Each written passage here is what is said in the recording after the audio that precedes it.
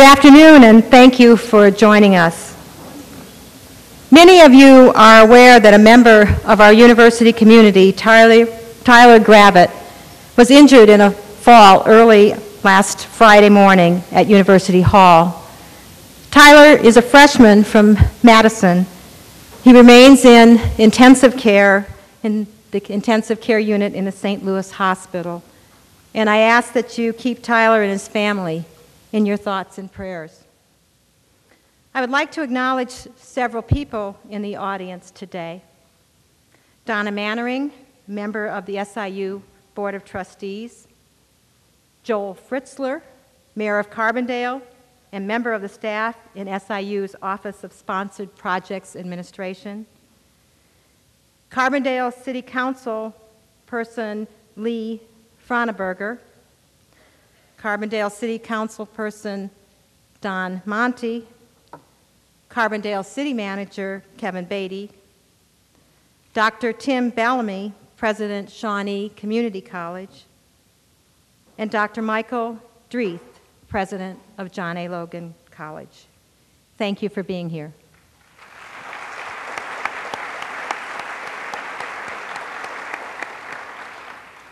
I also want to thank our talented and dedicated interpreter, Kim Hibner.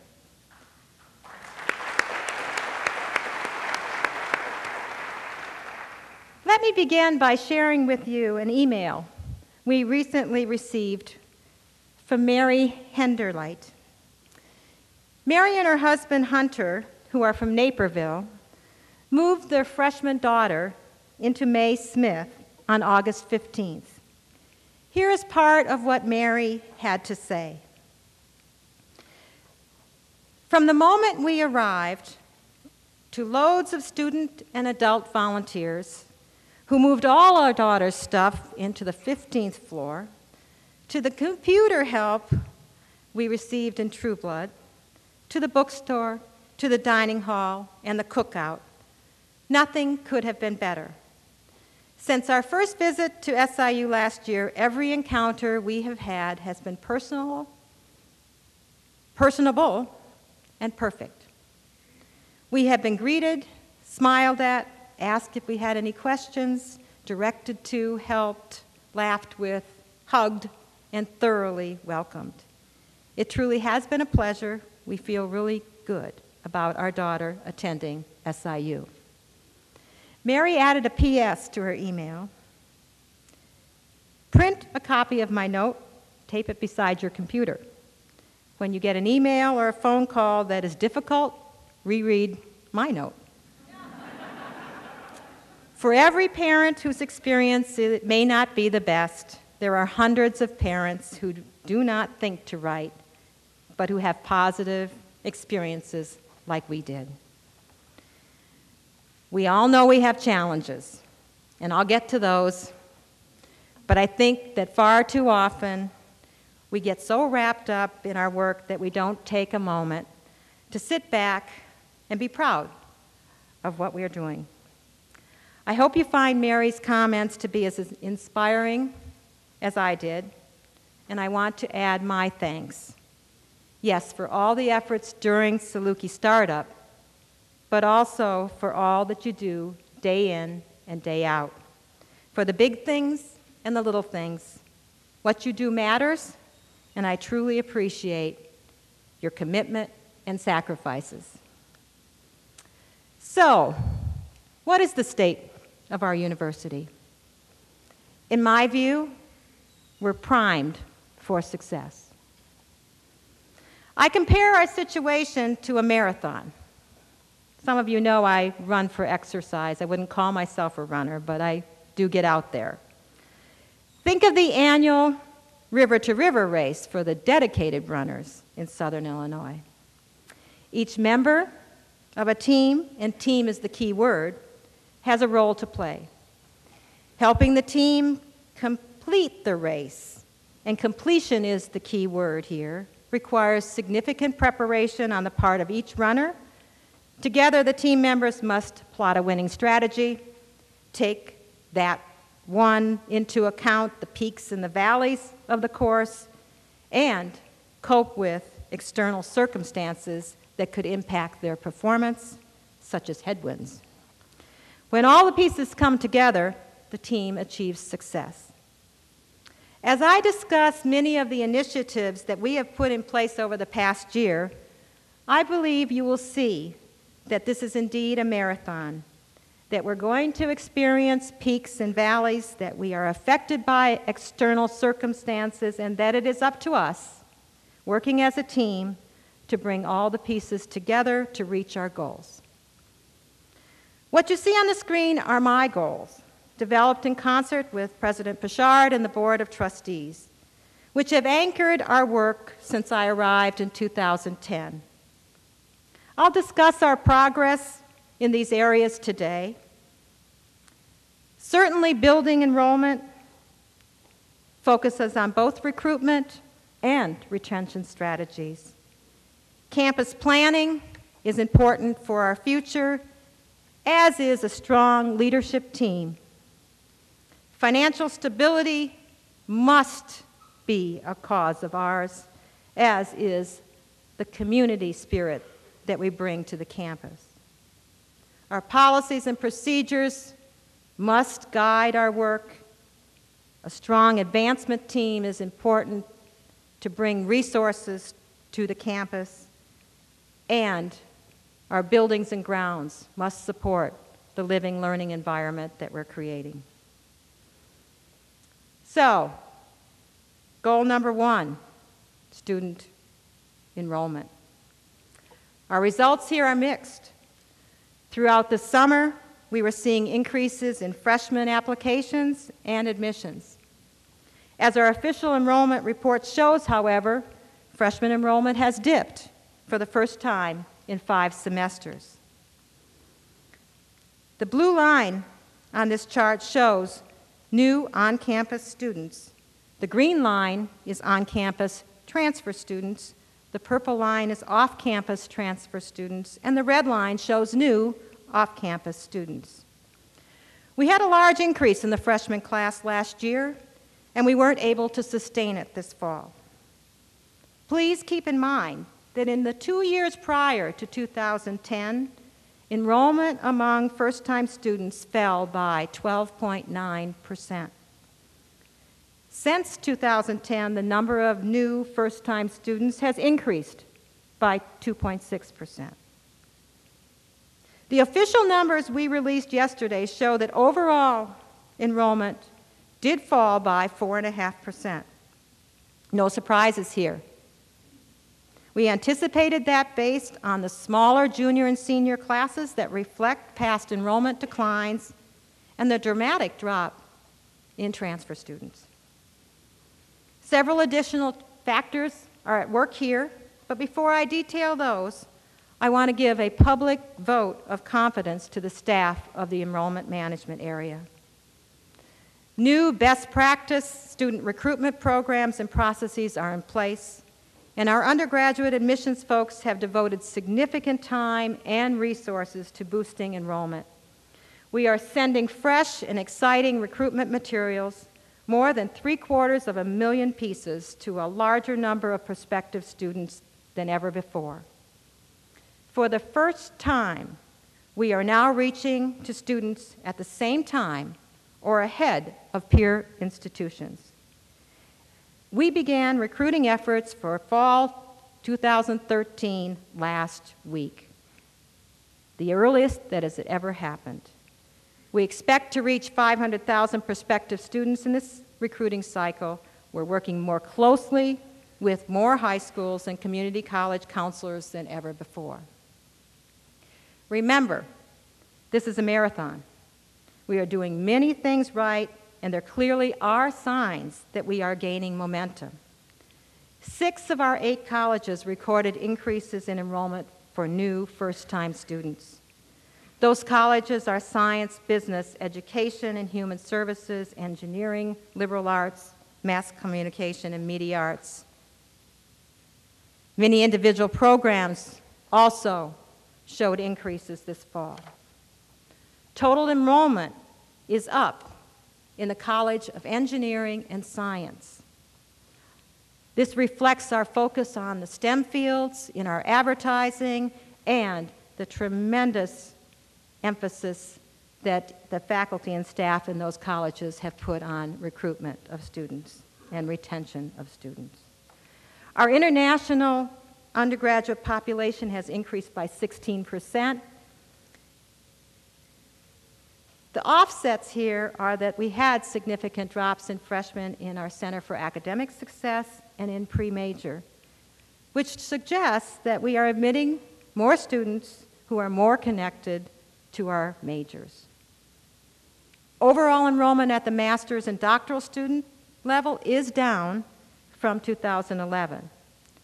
As in the case of the undergraduate enrollment, many individual programs recorded increases this fall.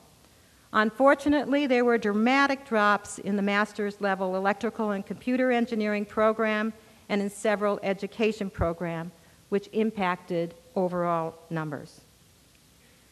So as we launch our aggressive recruitment cycle for next fall, we are closely analyzing all the steps in the recruitment of undergraduate and graduate students. We have engaged external experts to assist us in determining necessary changes in our recruitment. That research includes data analysis and interviews with students who were admitted to SIU but then chose to enroll elsewhere. Unfortunately, what we're hearing is that reputation continues to be an issue we must overcome. We also know we must better leverage our financial aid to increase yield. I have asked our admissions offices to reach a goal of 2,500 new first-time undergraduate and graduate students next year. What is clear is that major changes at the federal level affected hundreds of our students and thousands of students at universities across the country. There are rules imposing new academic standards on students receiving financial aid, such as Pell Grants and subsidized loans. If they fail to meet minimum requirements, they lose federal aid. 2/3 of our students who did not return failed to meet new federal academic standards. Many of our students also were affected by new federal rules cutting aid off after 12 semesters. In addition, due to the economy, the number of students in Illinois applying for the monetary assistance program grants continued to go up, and these funds ran out in March, again affecting many SIU students and prospective students. Another change involved our status as an experimental site. In this program, we had the opportunity to help students with their bursar holds by applying current financial aid to their accounts. That option expired for all universities in July.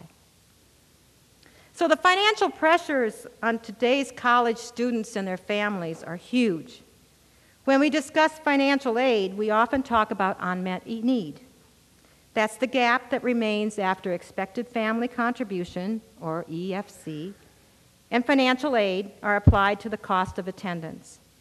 Of course, we want that number to be zero. Although we have doubled the amount of institutional aid we offer, we are not able to address all of our student needs.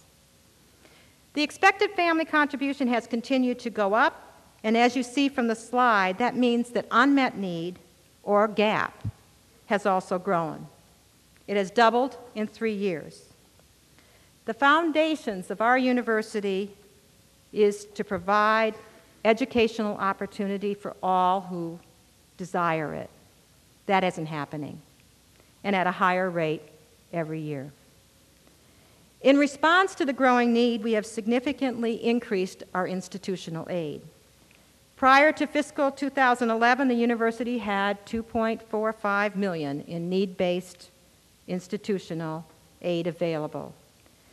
In order to maintain or regain some competitiveness for the best students, it was clear that we needed to invest significantly more in this important recruitment tool at a very difficult financial time.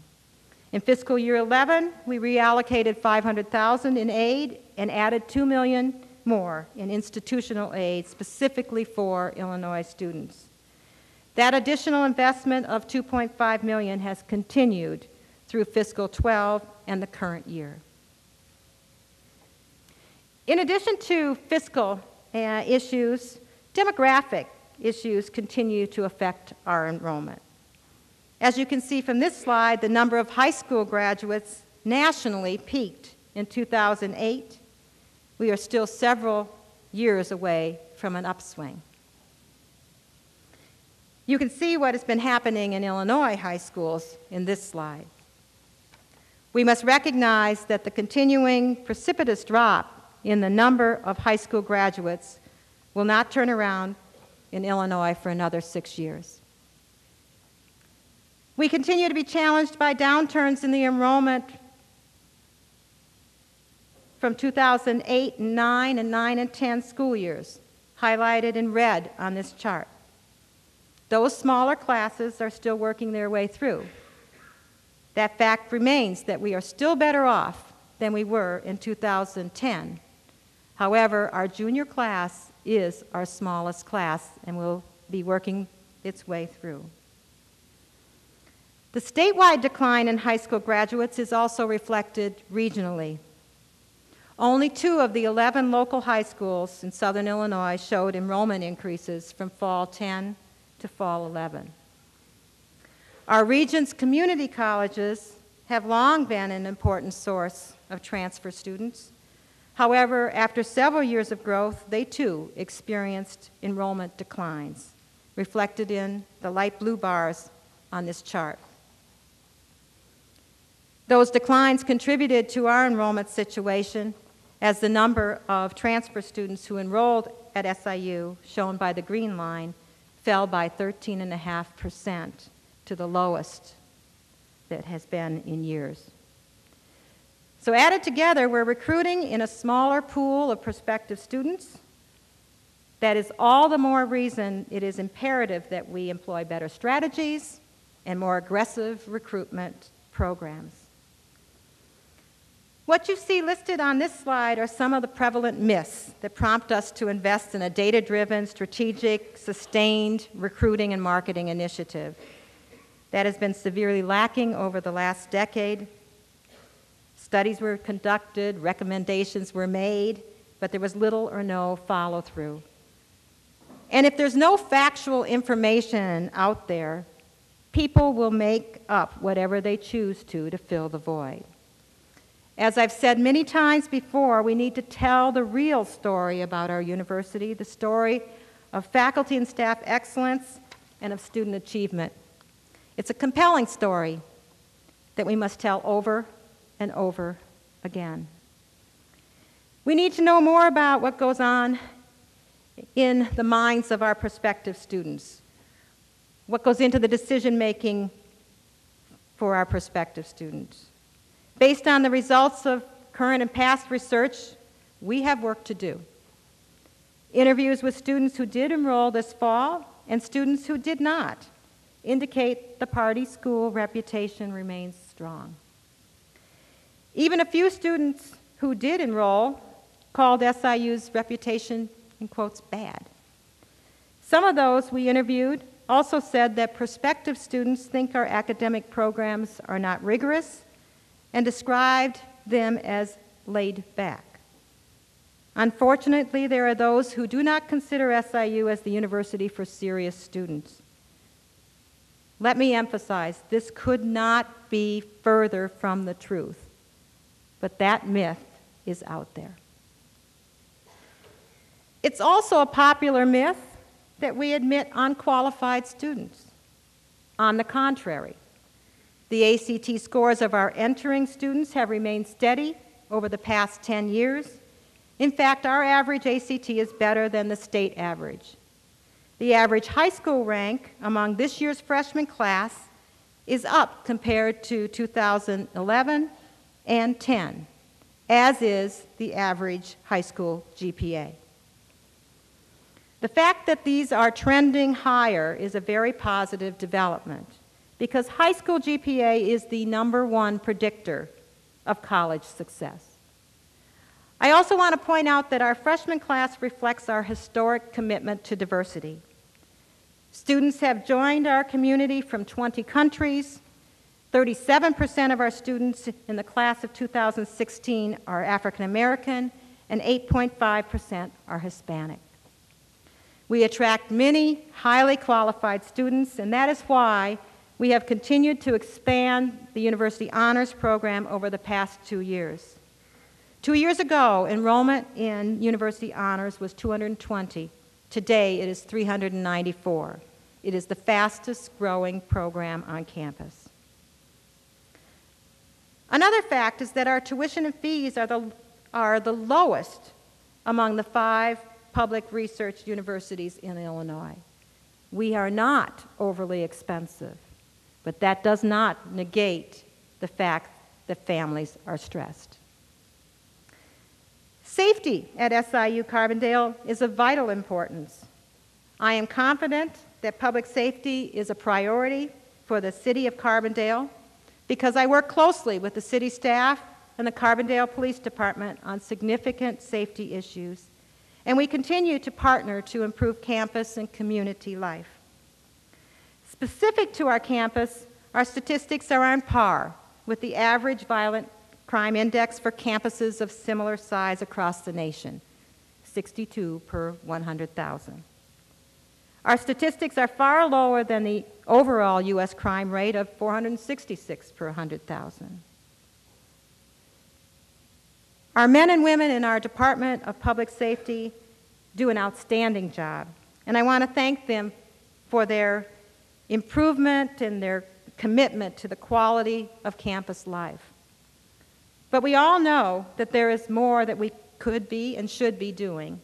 That is why last spring I asked a campus life and safety task force to review our practices.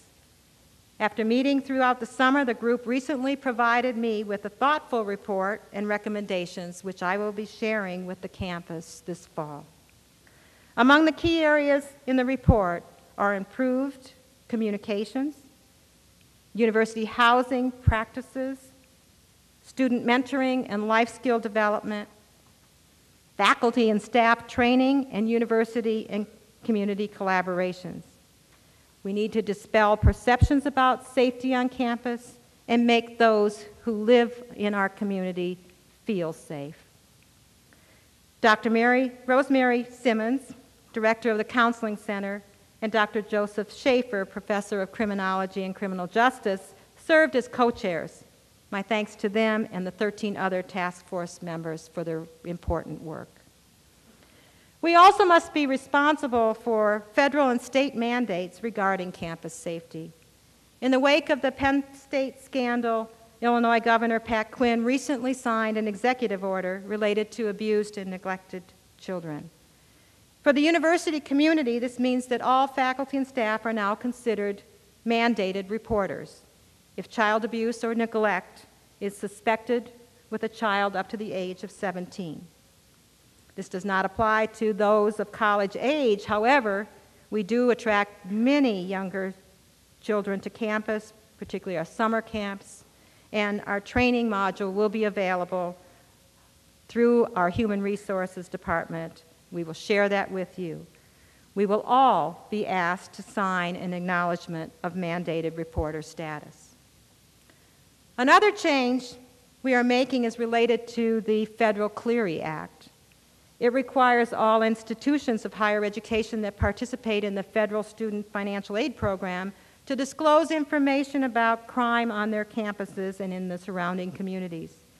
Today, several campus offices are sponsoring the first of 4 training sessions for 1,200 people designated as campus security authorities. This includes, for example, coaches, registered student organization advisors, housing staff, police officers. In other words, people who may play a significant role in student life.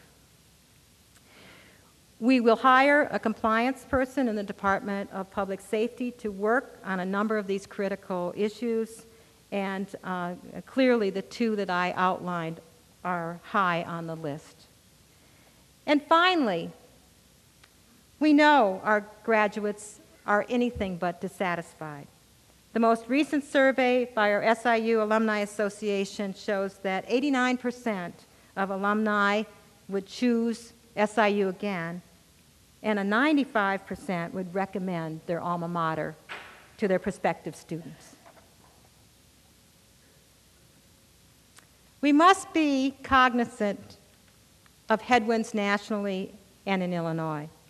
I participate in many conversations at both levels on a regular basis, including as a member of the Complete College America Illinois team and the Illinois Board of Higher Education's Performance Funding Steering Committee.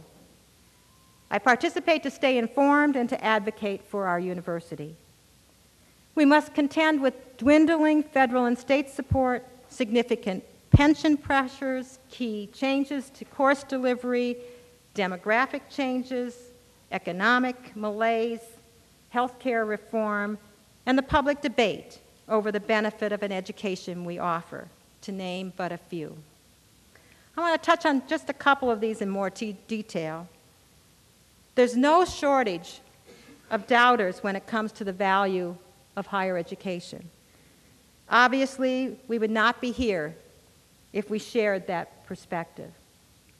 But there also is an encouraging new study from Georgetown University's Center on Education and Workforce that offers compelling reasons why a college education, a college degree matters.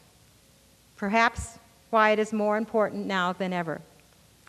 The study is The College Advantage, Weathering the Economic Storm. It points out the recession hit those with less schooling disproportionately hard. Nearly 4 out of 5 jobs lost were held by those with no formal education beyond high school. The unemployment rate for recent grads, college grads with a bachelor's degree, is pretty high, 6.8%. But the jobless rate for recent high school grads is nearly 24%. As this chart shows, employment growth over the last 20 years has been entirely through increases in the number of workers with some post-secondary education. On this chart, the green line is the percentage of those with a bachelor's degree, the red line, those with some college or an associate degree, and the blue line represents those with a high school diploma or less. The gray bar represents periods of recession. What has not changed is the earning power of a college degree.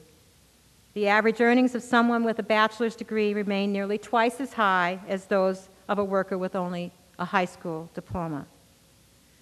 These are the kind of messages that we need to be sharing as often as possible, both as ambassadors of SIU and of higher education in general.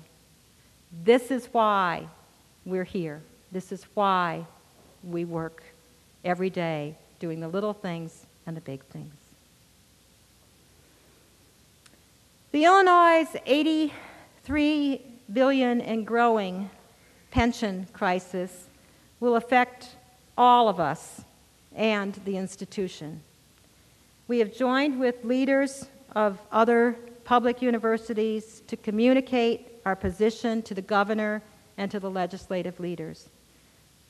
We acknowledge that we must be part of the solution to a problem that affects every other segment of the state budget. But we will continue to advocate on behalf of our employees and our universities, which will face additional costs of having to pay the employer contribution to pensions rather than the state. The higher education landscape is changing dramatically in terms of course delivery because of technology. We're familiar, of course, with the for-profit providers, though widely criticized for, among other things, their lack of completion and staggering student debt. They continue to be a factor. So too will the growing trend of traditional universities offering online and full degree programs. A variety of other models have sprung up in recent years and even in recent months, including what are often referred to as MOOCs, massive open online courses. Some of you perhaps have heard of edX and Coursera and Udacity. While this approach is still in its infancy, early efforts have shown wide popularity because the courses are free and convenient. The issue again is one of validity. Will students eventually earn some type of certificate or badge for completing a course? How will that compare to a traditional degree? Or perhaps most importantly, how will that learning be viewed by employers? Our approach to distance ed has been to embed online offerings into our academic core and expand the reach of our high-quality programs to those who are not in Southern Illinois. Our priorities are faculty oversight, quality, student learning, and completion. Through the Office of Distance Education and Off-Campus Program, which now includes our military off-campus and online programs, we're making solid progress. Online course enrollments this semester stand at 1,927. A year ago, that number was 991. That's dramatic. The number of online courses has grown from 79 last year to 118 this semester. We offer a certificate program, 3 bachelor's degrees, and 4 master's degrees online.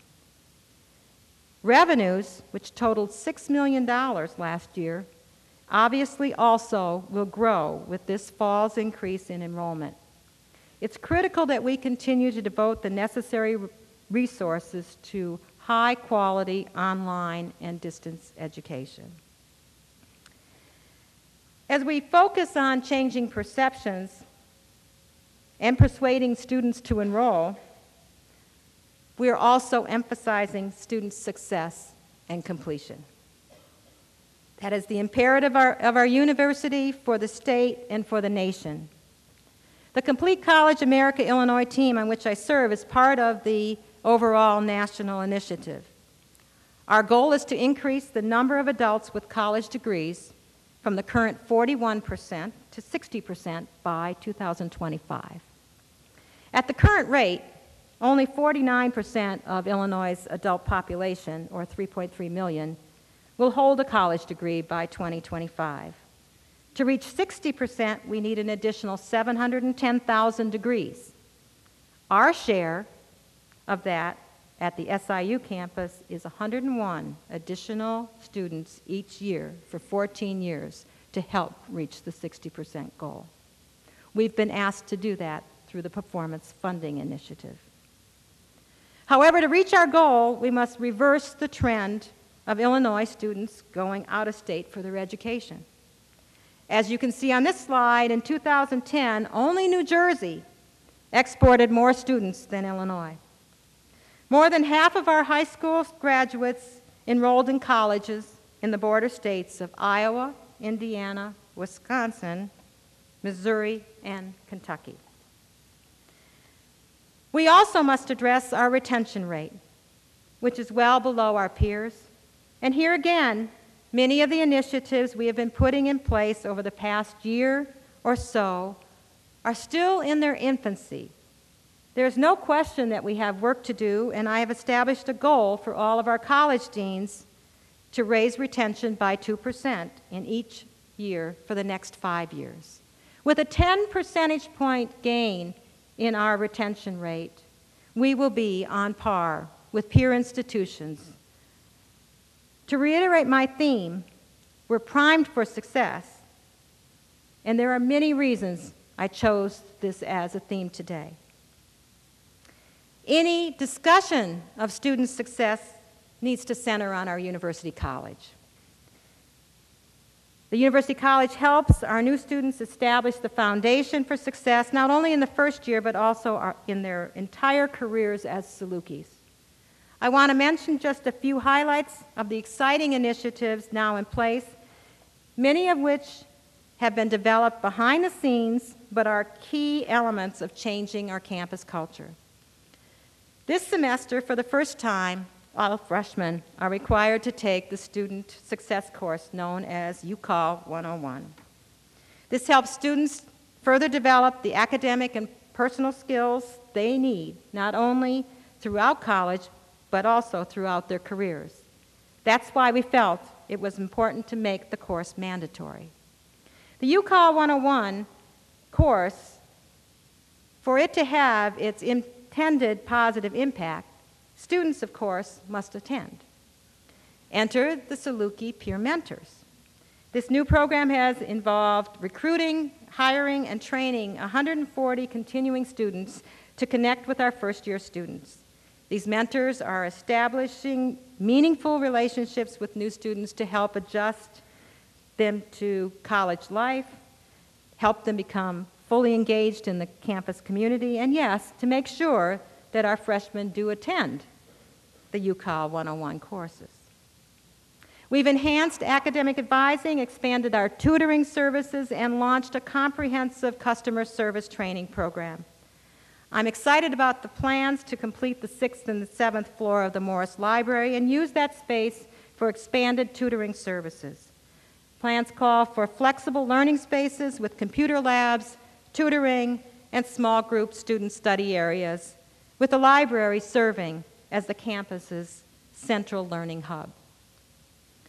We also have expanded the early intervention program to identify and assist students in difficulty.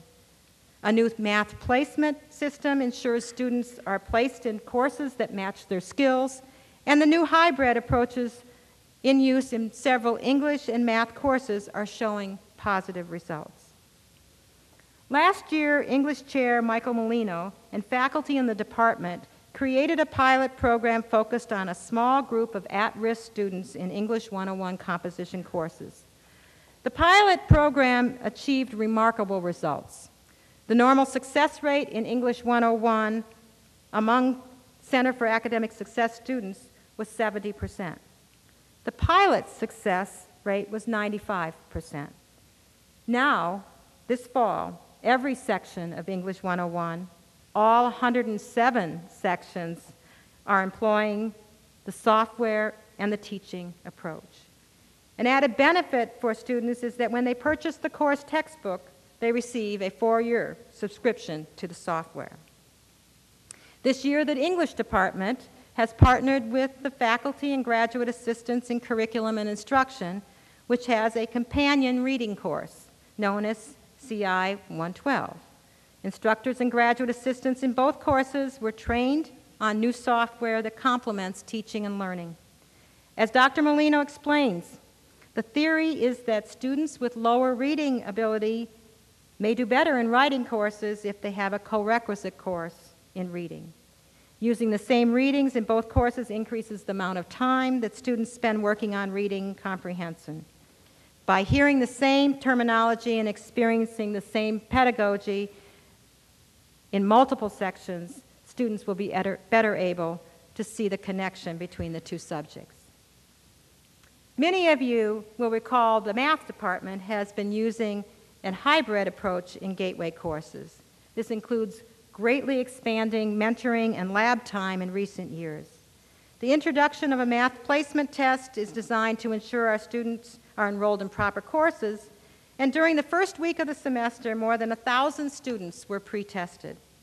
Then in the second week, these results and other data were given to students to make adjustments in course selection.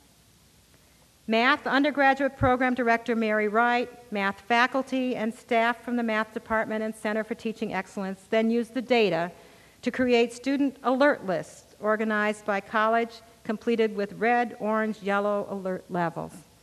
Deans received these lists yesterday, and they will be updated throughout the semester. The math department will work with each college to organize additional tutoring sessions during open lab times. The new approaches are enhancing student success. Dr. Budsman, chair of the math department, anticipates a 20% increase, or roughly 200 more students, in students who are successful in Math 107, 108, and 113 this semester, because they have been correctly placed in courses matching their skill levels. To better support student outcomes, we have implemented a number of academic policy changes, and we are launching a program review process. This was a year-long effort that involved reviewing all academic policies, many of which hadn't been revised for many years, and in some cases, conflicting with each other. I want to thank the faculty and staff of the Provost Office for this work and the faculty committees on campus for their long, long hours spent reviewing these policies. They will enhance student success for many years. Research is core to our mission. We must support our scholarly endeavors and grow our funded research. Our students come to SIU to be connected to a research university. This is no small challenge in an environment of reduced federal and state support and increased competition. But the new knowledge created by our researchers and scholars is essential to those we serve and to the nation as a whole. The importance of the contributions to the nation's research universities and the issues we face are underscored in a report issued earlier this year entitled Research Universities and the Future of America, 10 Breakthrough Actions Vital to Our Nation's Prosperity and Security. The report was drafted by a committee appointed by the National Research Council in response to a request from 2 U.S. senators and 2 members of the House of Representatives. It reiterates a fact that we are quite familiar with, and that is that U.S. universities face growing competition from their counterparts abroad, and the nation's global leadership in higher education, unsaleable for generations, is now threatened. The report offers recommendations for changes at the federal and state policy level. It also addresses responsibilities of public research universities. Among the key issues facing university research is reduced federal and state funding. In addition, as the report states, business and industry have largely dismantled the large corporate research laboratories that drove America's industrial leadership in the 20th century. However, business and industry have yet to fully partner with research universities to fill that void. We hope that our elected and appointed federal and state officials, along with the business and industry, take this report to heart. But we must do so as well. There are many excellent recommendations for research universities, including this. Research universities need to be responsive to stakeholders by improving management, productivity, and cost efficiency in both administration and academics. To more effectively manage the very expensive but vital research mission, we have implemented several policy changes over the course of the last year to strengthen our university. These changes include charging tuition to federal grants, establishing fair overhead rates to contracts, reviewing OSPA structures and support, standardizing fiscal officer authority practices, expanding on funding sources, supporting interdisciplinary research initiatives, and ensuring compliance with federal and state requirements. One of my commitments is to strengthen our research infrastructure. Doing so will help increase the number of faculty engaged in funded research, reduce the frustration of entrepreneurial research faculty, improve relations with funding agencies, and create new opportunities for collaboration.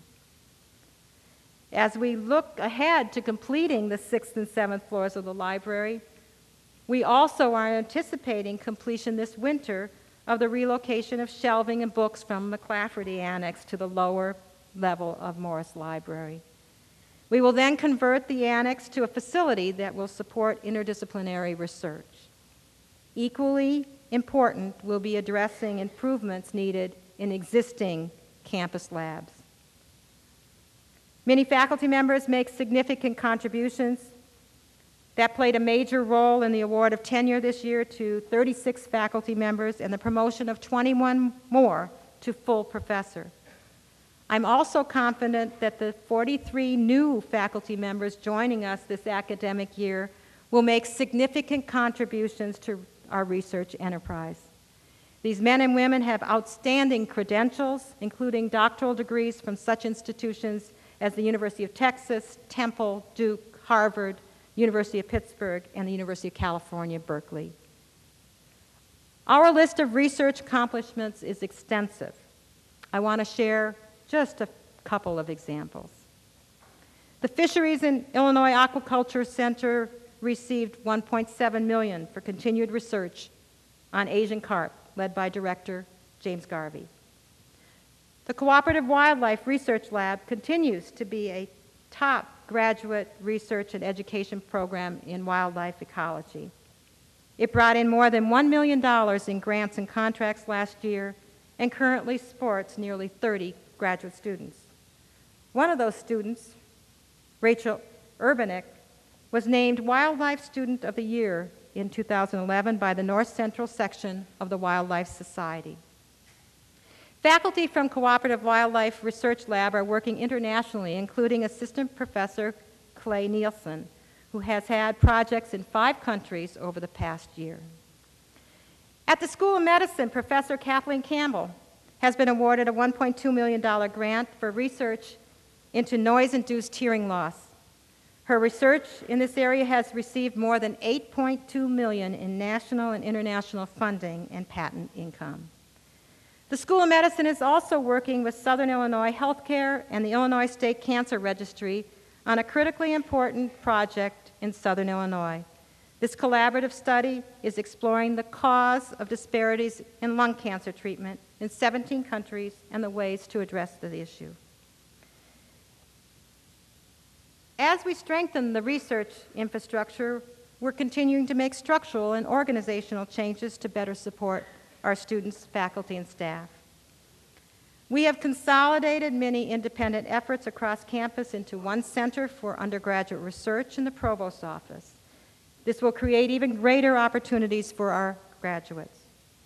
The Office of Economic and Regional Development, located in the Southern Illinois Research Park, is now part of the Chancellor's office. I have asked Dennis Craddock, Dean of the College of Business, to take the lead in working with the staff of that office to create and implement initiatives for university innovation, increase collaboration across campus to aid in regional economic revitalization. Remember, SIU Carbondale has an annual economic impact of $859 million in Southern Illinois.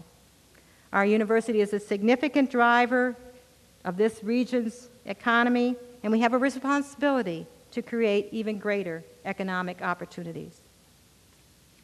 International Programs and Services is now the Center for International Education.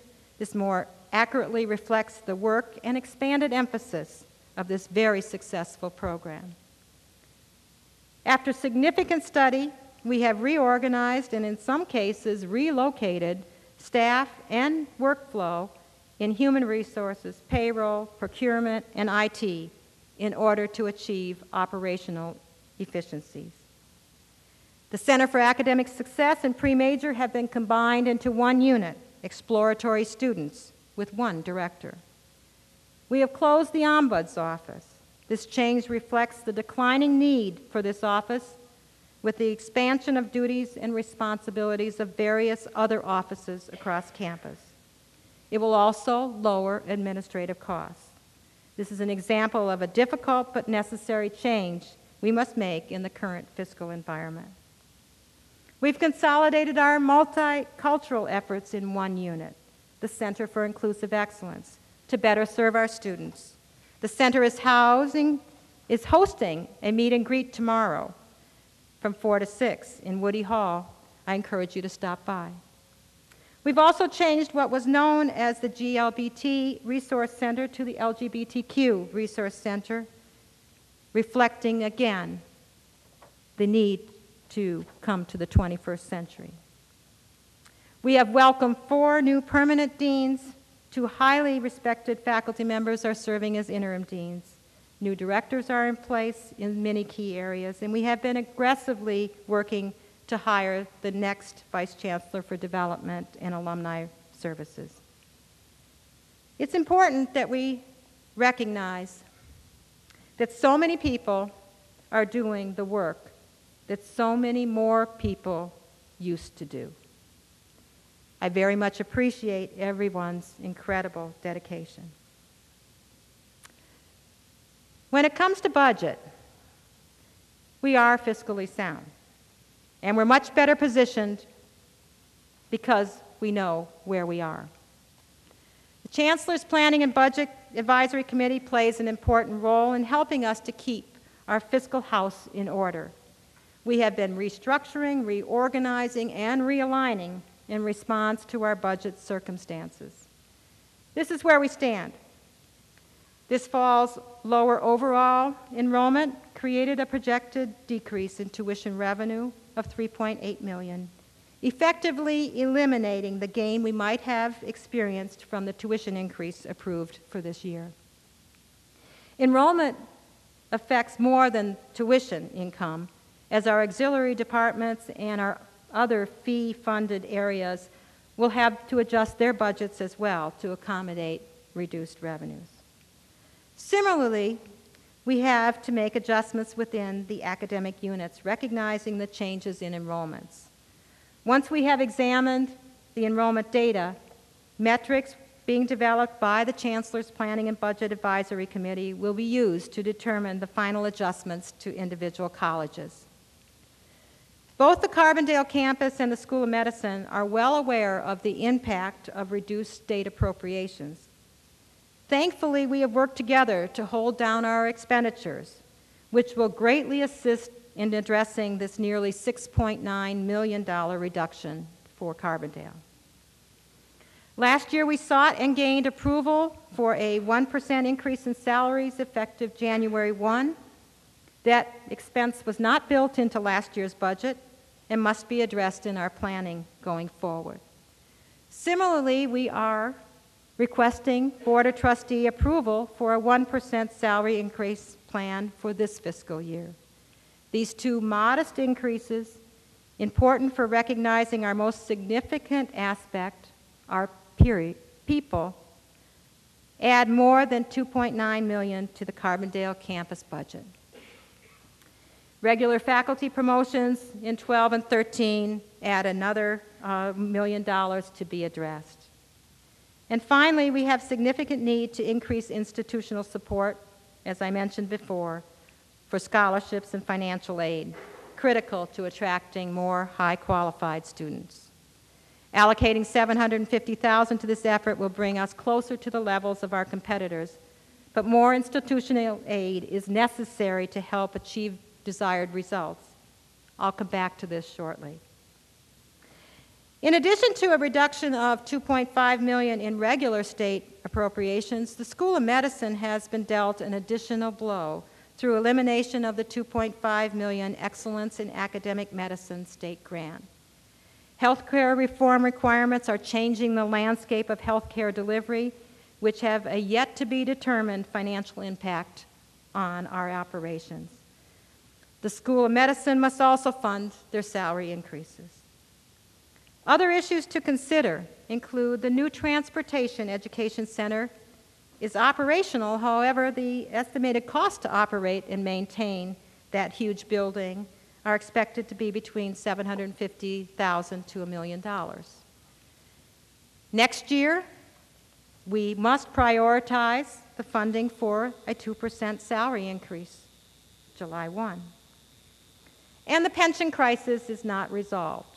We anticipate that the university will need to pick up some of the pension's normal costs, which are 12% of payroll. Even a 1% of that number represents $1.6 million for state-funded operations. And performance funding, as I mentioned before, will continue to affect our budget. These are budget items that we know and anticipate. We continue to look for new revenues, but most importantly, we know what we're dealing with.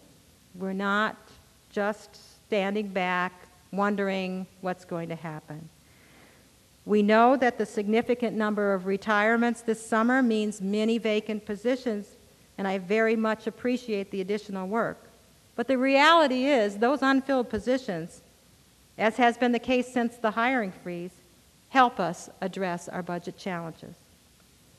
At the September meeting, I'll ask the Board of Trustees for preliminary planning approval for energy conservation projects. The idea is to have an energy efficiency service company conduct energy audits and provide an assessment of how our facilities or areas on campus use energy and manage costs. We then would develop a proposed project and budget, all designed to achieve greater energy savings. This is especially appropriate in light of our campus theme this year, which is sustainability. That also is the theme of the Campus Common Reader, and to me, sustainability means that we all have a responsibility to leave this campus in better shape for those who follow us. That is true of our physical environment, our organizational structures, and our fiscal health. We have made great strides and are using best practices in our building projects and monitoring and reducing energy use in existing buildings and outdoor lighting. New practices in our dining halls are reducing waste. We continue to increase the amount of food available in the dining halls produced locally at university farms. We see more recycling bins around campus, using student-initiated and student-funded Green Fee. The Sustainability Council has awarded funding for great projects such as the green roof on the Ag building. We now have a sustainability coordinator, and you will soon learn about a new initiative called the Sustainability Pledge. Our faculty members are leaders in research in such areas as water resources, environmental studies, fisheries and wildlife. And because our research is conducted on our campus and throughout the incredible natural environment that surrounds us, we can be leaders. Our students benefit from these efforts to create undergraduate research opportunities, translate the new and exciting curriculums, and generate new possibilities for graduate students. You'll find best practices in sustainability in the Transportation Education Center. The new geothermal home of our automotive and aviation programs is an incredible facility. Located at the Southern Illinois Airport, it provides outstanding teaching, learning, and research opportunities and will be a great recruiting tool. We will hold a grand opening celebration on October 26th, so please put that on your calendar. I hope you will join us. Construction of the new Student Service Building is on schedule for completion next year. This impressive facility will present a wonderful front door to the campus and offer improved services and one-stop shopping for our students. When completed next summer, it will house 19 departments, including the Bursar's Office, Financial Aid, University Housing, and University College, and so much more. We then plan to undertake an extensive renovation of Woody Hall. Earlier this summer, we took the first step in implementing our new housing master plan with the demolition of the triads. Our long-term plan eventually will lead to the removal of the towers. We look forward to creating a more attractive housing area that are responsive to the expectations of our students and that contribute to their success. These projects are among the most visible on campus. Our focus is on student success, and we continue to invest in classroom upgrades. This is a photo of the major renovation to French Auditorium in Lindegren Hall, bringing it from the 1950s to the 21st century. We have upgraded 20 classrooms from low-tech to smart classrooms over the past year. We will upgrade 12 more. 60 general classrooms will be renovated, as will 15 teaching labs. Roofs are being replaced on 5 buildings, and renovations continue in Feiner Hall and the Ag building. The new pedestrian mall outside of Feiner creates a more attractive area for members of the campus community and our guests to gather, but key to this project is enhanced safety with a much brighter and energy-conserving lighting, something long needed in this area. Other projects are underway or planned include heating, air conditioning, ventilation systems, primary electrical distribution systems, and infrastructure repairs. The renovation work at Pulliam Hall will create long-needed space for the School of Art and Design and the School of Social Work. The planned remodeling of Quigley Hall will create a home for all of architecture programs. Once all these projects are completed, the Blue Barracks will become only a memory.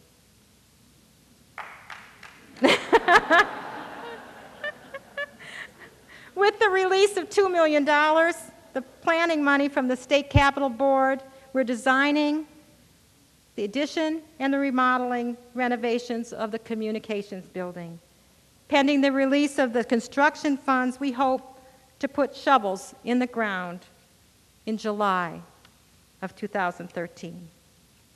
The staff of the plant and service operations have been doing a great job on all of these projects and many, many others. And I want to thank them for their dedication and commitment.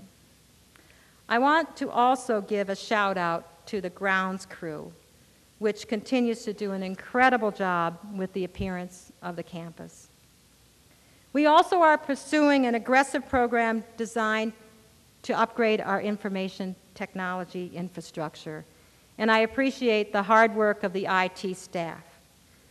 This includes expansion of our bandwidth, network security, hardwire and wireless connectivity to our academic and student life buildings. We are collaborating with the City of Carbondale on a grant proposal to bring additional fiber connectivity to the outlying areas of the campus. So as I close, I must say that the past year has been full of accomplishments on every corner of the campus. Our faculty, students, and staff are incredibly passionate and productive. Bear with me. I have to share a few examples. You may recall from this last spring, but it's definitely worth repeating. 3 of our students, Lee Stewart, Jessica Stout, and Jordan Cabot, were among just 60 nationwide named to USA Today's All-USA College Academic Team. Lee and Jessica were named to the 20-member first team, a distinction that no other university in the country could claim. These 3 students definitely deserved the honor. But they had some help along the way. The staff of the University Honors Program and the faculty who teach and mentor our honors students share in the honor. Faculty across the campus published more than 1,000 journal articles, 66 books, 139 book chapters, 20 productions, and 60 exhibitions in 2011. They also made 583 presentations at international conferences, more than 1,000 at national conferences, and 473 at regional and state conferences. One of the highlights last spring was the Antarctica Imagined Geographies, led by the College of Mass Communication and Media Arts. 33 campus and off-campus events included panels with SIU faculty members from a wide range of departments, a film series, and workshops.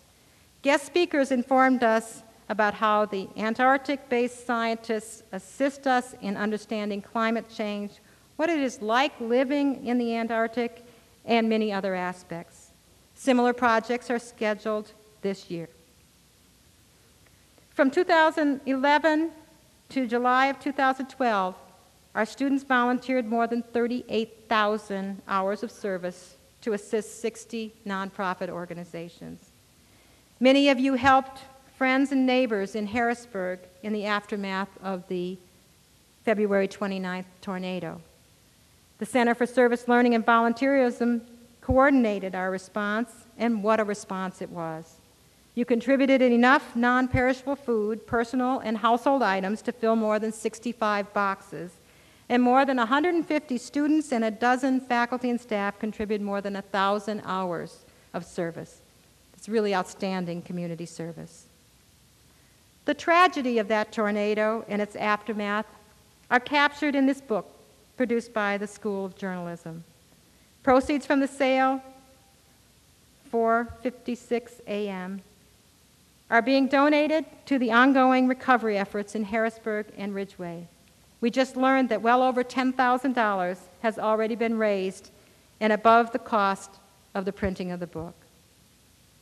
The law school earned an impressive A- in the National Juris annual ranking of best value law schools. I would add that while most law schools in Illinois saw a drop in applications this year, applications to our law school increased 3%. A team known as the Hot Dogs, comprised of electrical and computer engineering students, participated in Intel's Cornell Cup. Our team's entry was an intelligent, energy-efficient heating and cooling system for resident homes. The Hot Dogs earned the honorable mention ahead of teams from universities such as Purdue, Columbia, and the University of California, Berkeley.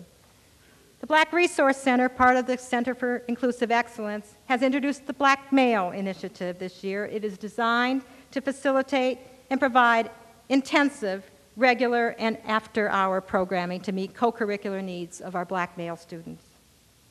Student athletes and coaches distinguished themselves over the last year. The men's track team won its first conference indoor champion since 1992, and Coach Connie Price-Smith was named Missouri Valley's Indoor Coach of the Year. 13-time All-American Geneva McCall, and that's a school record, by the way, won the NCAA championship in the indoor weight throw and outdoor hammer. That's Geneva in the center of the photo. 3 of our swimmers competed in the London Olympic Games, as did several of our track, and 2 of our coaches participated in the Olympics. I want to mention the outstanding community service work of our student athletes. This is particularly important because they are role models and ambassadors. The SIU Alumni Association contributes to support our recruitment and retention efforts in multiple ways. In addition to scholarships, support of Saluki Cares, and extern travel, the association provided 35 students with more than $15,000 in textbooks and supplies this year. The College of Education and Human Service continues to do outstanding outreach in our communities and local school districts. Again this summer, the college partnered with the Egyptian School District in Tams for 2 weeks of hands-on learning experiences for the high school students.